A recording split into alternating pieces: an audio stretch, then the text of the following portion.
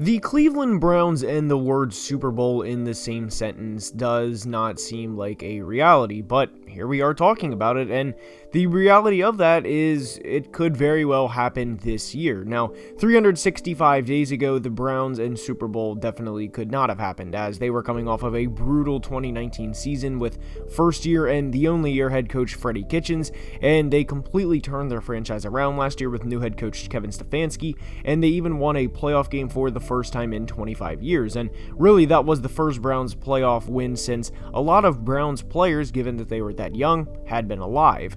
So in today's video, we are going to discuss the possibility of them winning a Super Bowl, as crazy as that sounds.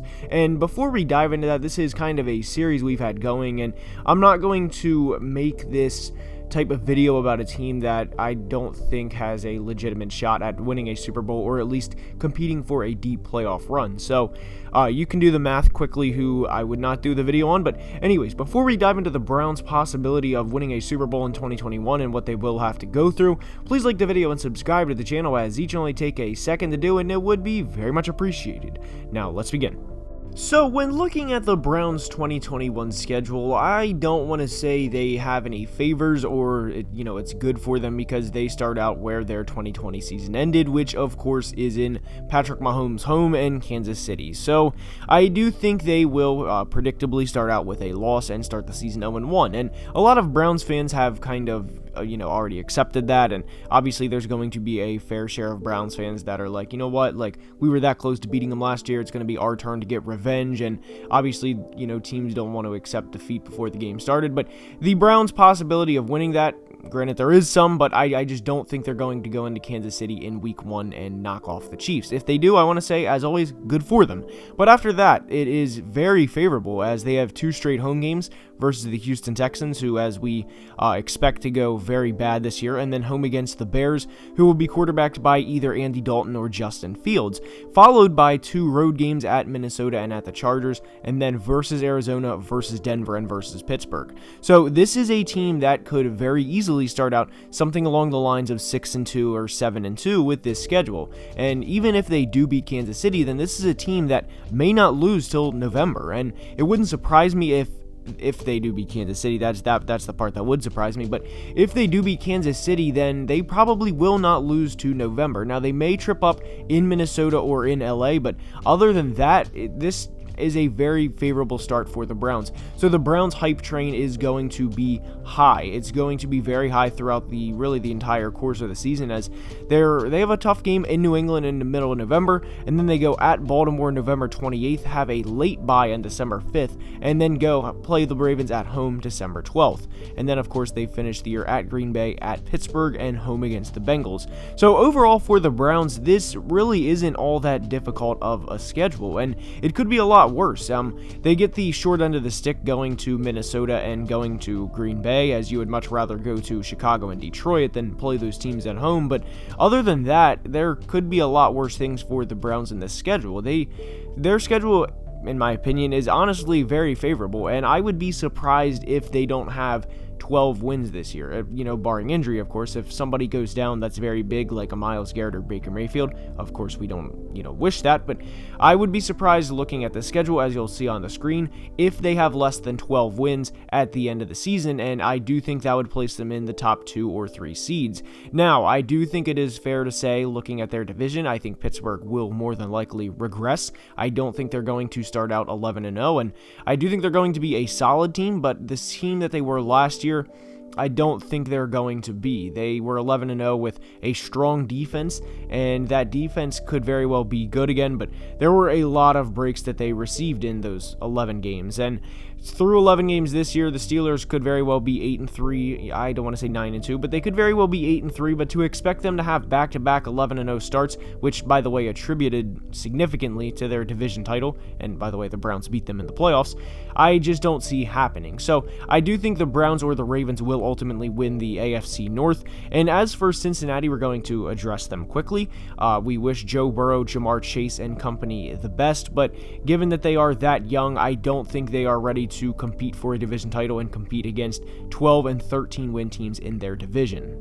Now, if you are a fan of the NFL during the late 2000s, and there's a team in the AFC North that I really haven't mentioned in depth yet, then you know the best rivalry in football, bar none, was the Ravens-Steelers. The mutual hatred yet respect they had at the same time for each other was admirable, and I do think we could have something similar to that in the 20s with the Ravens and the Browns, with Baker and Lamar going at each other year in and year out. Now, for it to be a rivalry, the Browns will have to win some of those games at some point, and I do think that will change this year, as the 3-week stretch they have, it goes Ravens, bye week, Ravens. So I would honestly be a little surprised if the Browns don't at least win one of those games, given for nearly a month straight they will be preparing for one team and one team only. So I do think that will change this year, and the Ravens are going to be a thorn in the Browns side, and the Browns are going to be a thorn in the Ravens side for probably the next 5 to 10 years. And Baker and Lamar and Kevin Stefanski and John Harbaugh are going to be a QB head coach rivalry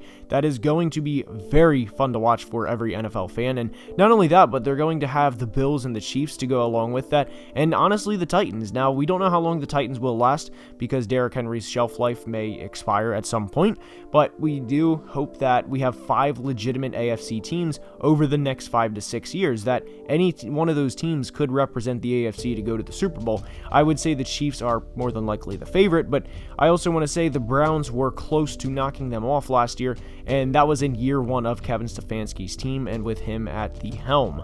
So over the course of the next couple of years, it is not going to be out of the question for the Browns to be in legitimate Super Bowl discussions.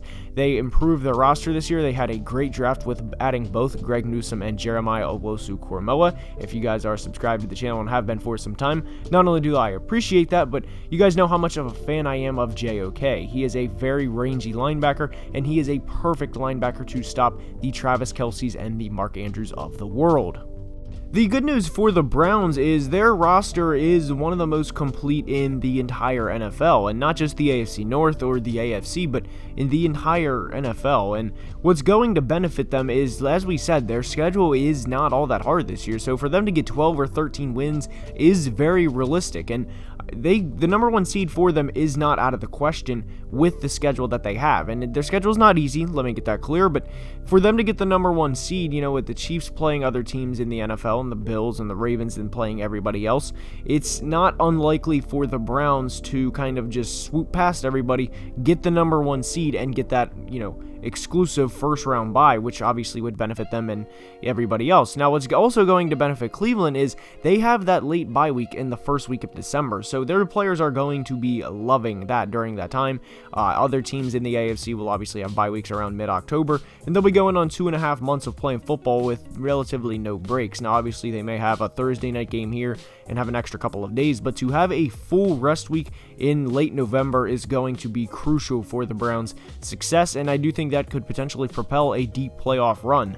Now, what's going to also benefit them is the Brown Stadium, First Energy Stadium, being at full capacity in the playoffs. Now, we've seen Bills Mafia and go through tables and everything like that, but I think it's going to be the energy in the Brown Stadium for the first home playoff game this millennium is going to be on a whole nother level. As we know, Baker kind of has that so-called it factor, and he knows how to work a crowd and everything else with the Browns. Kareem Hunt, Nick Chubb, Myles Garrett, Odell Beckham, assuming he's still there, and Jarvis Landry. The Brown Stadium is, and understandably so, might I add, going to be electric for the first playoff game.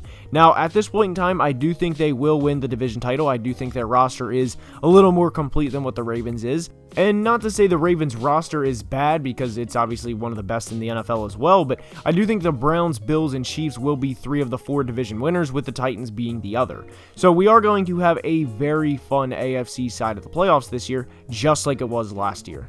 And now that you guys have my prediction of the Browns winning the AFC North, the only question is, will they be the number 1 seed? And that question is a lot more deep than will they be good enough, because their schedule should allow them to have enough wins to be the number 1 seed. It's just a matter of, will Kansas City or Buffalo or Tennessee, or maybe even someone we don't know yet, have more than them. And I'm not going to go on record and say the Browns will for sure be the number 1 seed, but at minimum they are going to have to win 2 playoff games to get to the big dance, and I think that is possible with the roster they have this year.